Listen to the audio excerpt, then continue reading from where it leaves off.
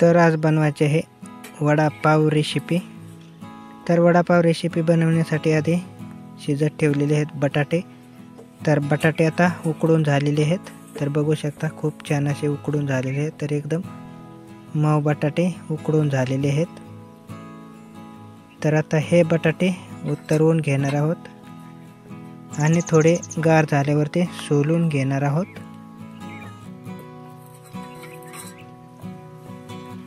तर त्यामध्ये मिरची बनवायची तर त्यामध्ये हिरवी मिरची आम्ही टाकणार आहोत।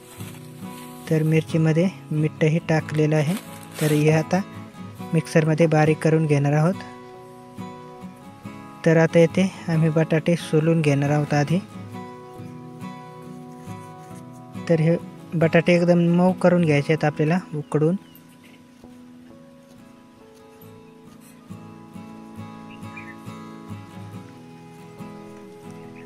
तर हे आम्ही मोठाले बटाटे शिजण्यासाठी ठेवले होते। तर बटाटे सोलून झालेले आहेत। तर बटाटे सोलून झाल्यानंतर आम्ही इथे कढईमध्ये पहिल्यांदा टाकलेले आहे लसूण। तर हा लसूण थोडा वेळ तळून घेणार आहोत। तर लसूण यामध्ये तेल टाकलेलं आहे आणि त्यामध्ये मोहरी आणि जिरे पण टाकणार आहोत। तर तोपर्यंत बटाटे थोडे बारीक करून घेऊ लसूण गरम होईपर्यंत। तर मित्रांनो हे बटाटे एकदम बारीक करून घ्यायचे आहेत। तर यामध्येच आता आपण दळलेली मिरची ही टाकायची आहे।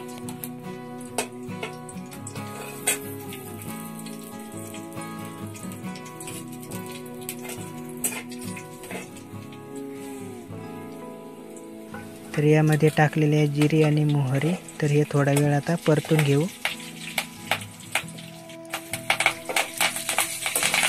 तर यामध्ये आता टाकलेला आहे कढीपत्ता। तर मित्रांनो कढीपत्ता याने चांगला स्वाद येतो। तर त्यामध्ये टाकलेली आहे आता मिरची। तर मिरची थोडा वेळ परतून घेऊ आणि त्यानंतर त्यामध्ये कोथिंबीर टाकणार आहोत। तर बघू शकता मिरची परतून झालेली आहे। तर त्यामध्ये आता हळद पावडर टाकलेली आहे आणि मग कोथिंबीर टाकणार आहोत। तर आता हे थोडा वेळ पुन्हा परतून घेऊ। तर मित्रांनो आपल्याला ही मिरची जास्त लाल पण नाही करायची। तर आता मिरची तळून झालेली आहे। तर त्यामध्ये आता बटाटे टाकणार आहोत। तर मित्रांनो वडे बनवण्यासाठी हे बटाटे एकदम बारीक करून घ्यायचे आहे, म्हणजे त्याचे आपल्याला गोळे पण चांगले बनवता येतील।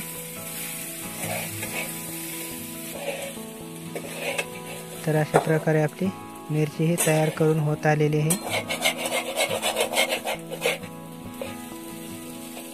तर बघू शकता खूप छान अशी वडे बनवण्यासाठी आपली मिरची तयार झालेली आहे। तर आमची आता बटाट्याची चटणी तयार झालेली आहे आणि आम्ही आता त्याचे बारीक असे गोळे बनवून घेणार आहोत। मित्रांनो आपल्याला ज्या मापाचे वडे बनवायचे आहेत त्याच मापाचे आपल्याला गोळे पण बनवून घ्यायचे आहेत। तर आता येथे घेतलेलं आहे बेसन पीठ। तर त्यामध्ये टाकलेले आहे हळद पावडर आणि त्यामध्ये आता पाणी टाकून आपण असं पातळ करून घेणार आहोत। तर मित्रांनो हे बेसन पीठ जास्त पातळ पण नाही करायचं आणि जास्त घट्ट पण नाही करायचं। तर हे आपल्याला वडे बनवण्यासाठी मीडियम असं बनवायचं आहे। तर वडे बनवण्यासाठी तेल आधी गरम करून घेणार आहोत। तर आता बेसन पीठ मळून घेणार आहोत। मित्रांनो लक्षात ठेवा की हे बेसन पीठ जास्त पातळ पण नाही करायचं आणि घट्ट पण नाही करायचं। तर आपले वडे असे चांगले होतील अशा प्रकारे बेसन पीठ बनवून घ्यायचं आहे। तर आमचं बेसन पीठ आता तयार झालेलं आहे। तर आपण आता वडे बनवून घेणार आहोत। तर बघू शकता अशा प्रकारे जास्त घट्ट पण नाही आणि पातळ पण नाही बनवायचं, मीडियम असं बेसन पीठ बनवून घ्यायचं आहे। तर आमचं बेसन पीठ आता तयार करून झालेलं आहे। तर आधी आपण तेल पाहू गरम झाले का नाही ते। तर तेल तापलेलं आहे। तर त्यामध्ये आता वडे सोडणार आहोत। तर बघू शकता अशा प्रकारे बेसन पिठामध्ये आपण बटाट्याचा गोळा केलेला आहे तो बेसन पिठामध्ये बुडवून तेलामध्ये अशा प्रकारे टाकायचा आहे।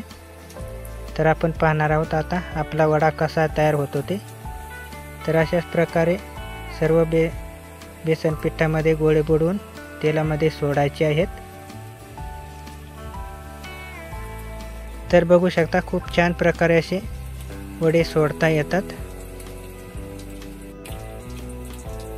तर आता एका बाजूने वडे भाजलेले आहेत, तर आता ते पलटी करून घेणार आहोत।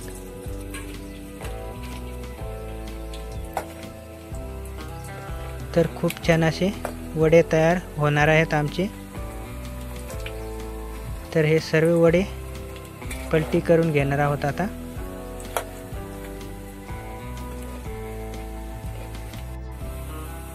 तर मित्रांनो बघू शकता खूप छान असे वडे तयार झालेले आहेत आणि हे वडे आता आम्ही काढून घेणार आहोत। तर असे जास्त लाल पण नाही करायचे आणि कच्चे पण नाही ठेवायचे, मीडियम असे वडे आपल्याला भाजून घ्यायचे आहेत। तर बघू शकता खूप छान असे वडे तयार होतात अशा प्रकारे बनवल्यास।